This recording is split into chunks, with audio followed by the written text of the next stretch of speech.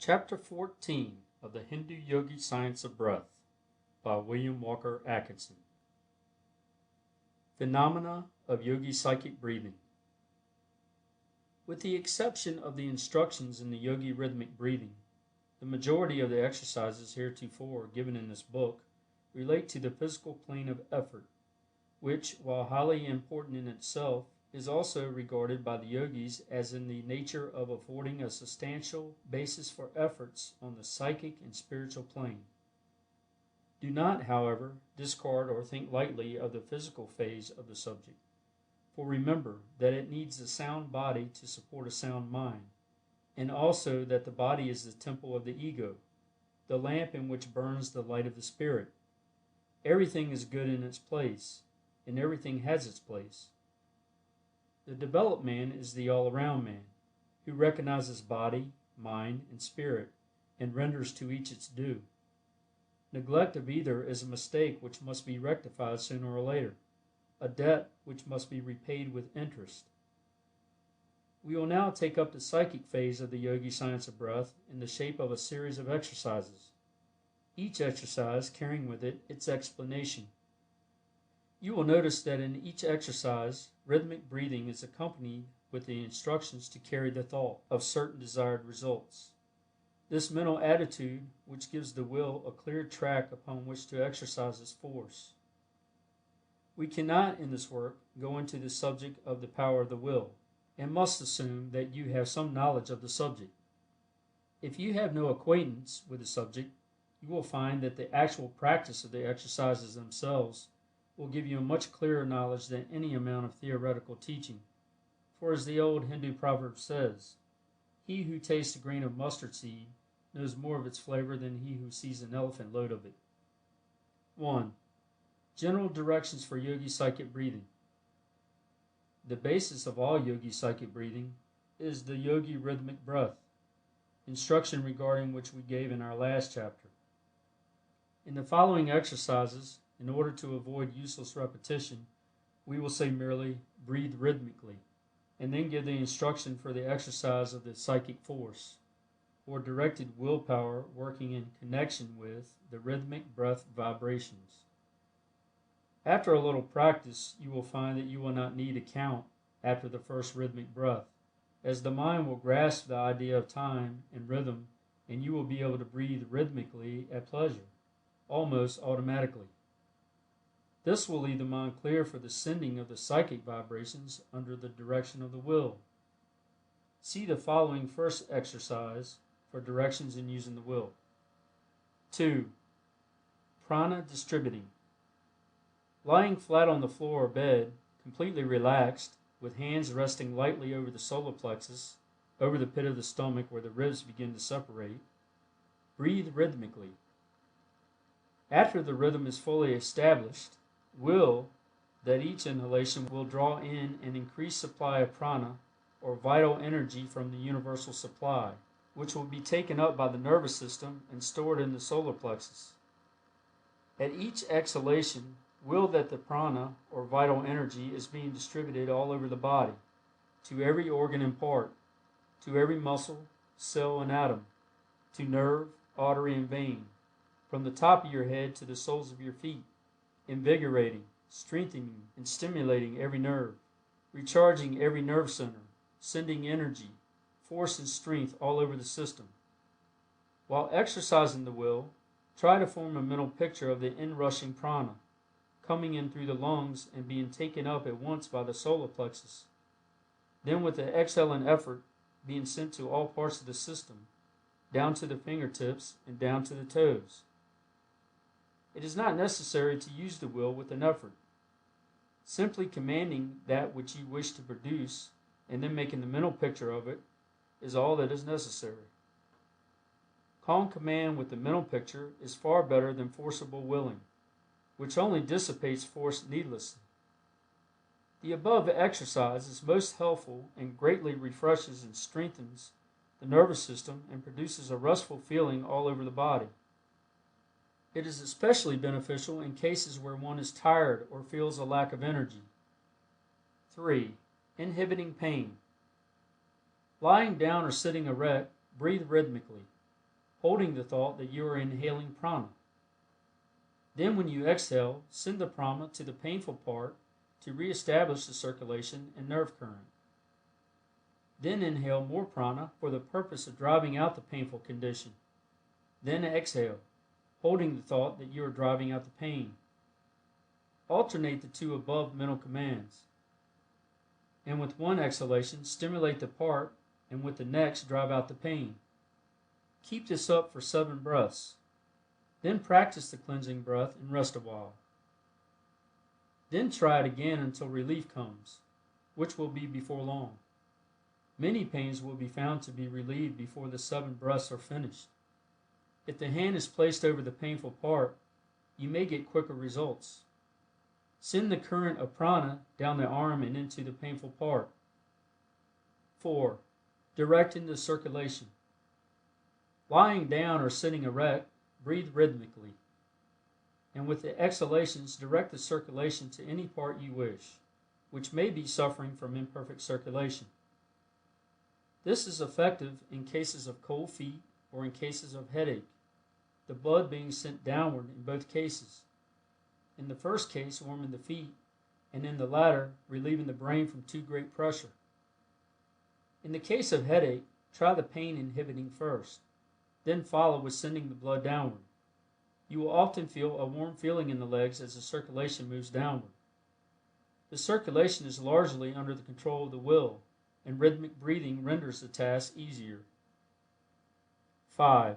Self-healing. Lying in a relaxed condition, breathe rhythmically, and command that a good supply of prana be inhaled.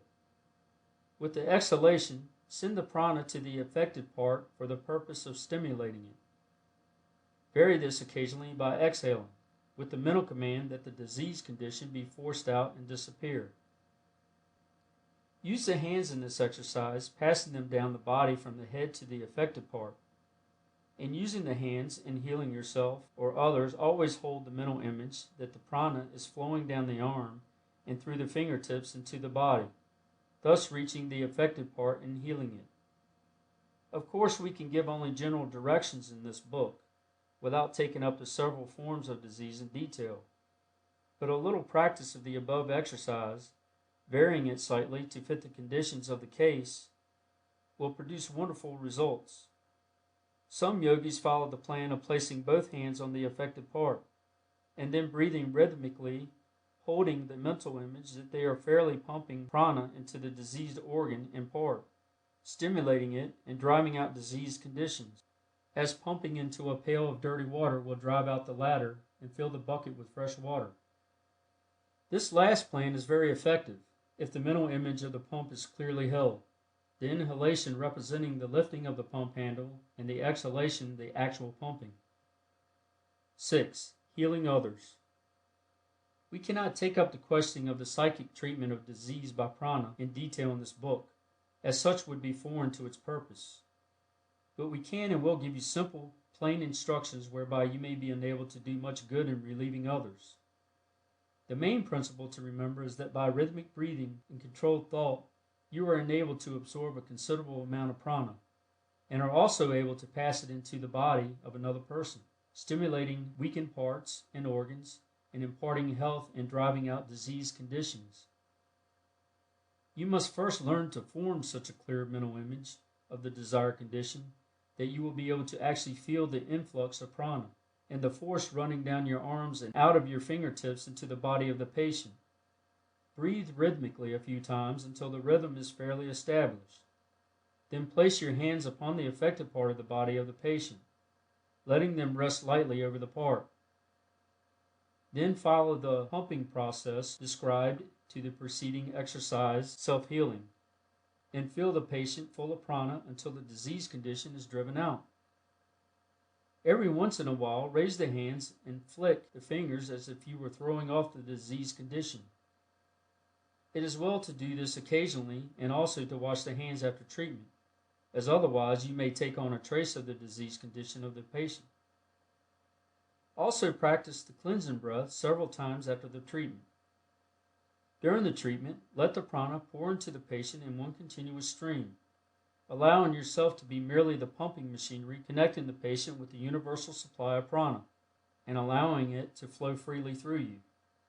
You need not work the hands vigorously, but simply enough that the prana freely reaches the affected parts.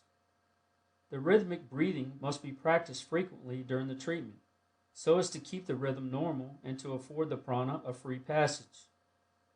It is better to place the hands on the bare skin, but where this is not advisable or possible, place them over the clothing. Vary above method occasionally during the treatment by stroking the body gently and softly with the fingertips, the fingers being kept slightly separated. This is very soothing to the patient. In cases of long standing, you may find it helpful to give the mental command in words, such as get out, or be strong, as the case may be, the words helping you to exercise the will more forcibly and to the point.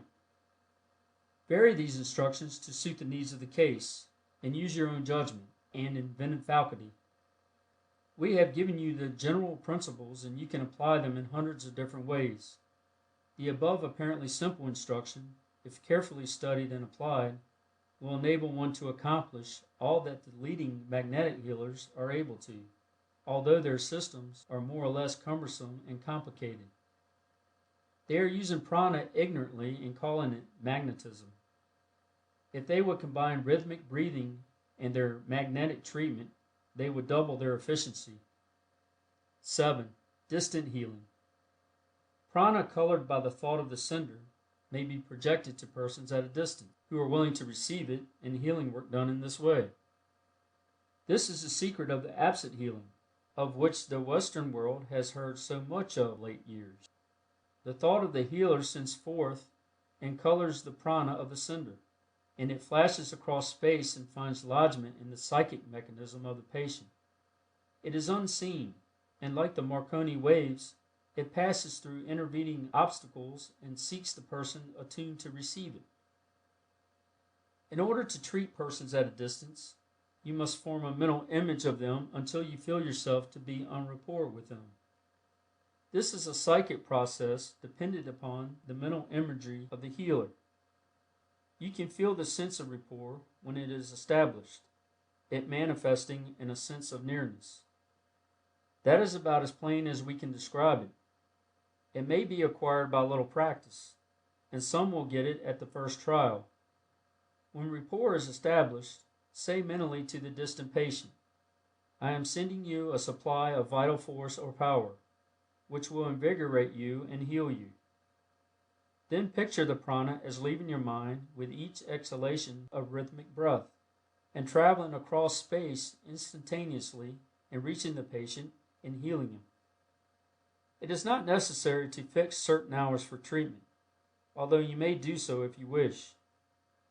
The receptive condition of the patient, as he is expecting and opening himself up to your psychic force, attunes him to receive your vibrations whenever you may send them. If you agree upon hours, let him place himself in a relaxed attitude and receptive condition. The above is the great underlying principle of the absent treatment of the Western world. You may do these things as well as the most noted healers, with a little practice. End of chapter 14.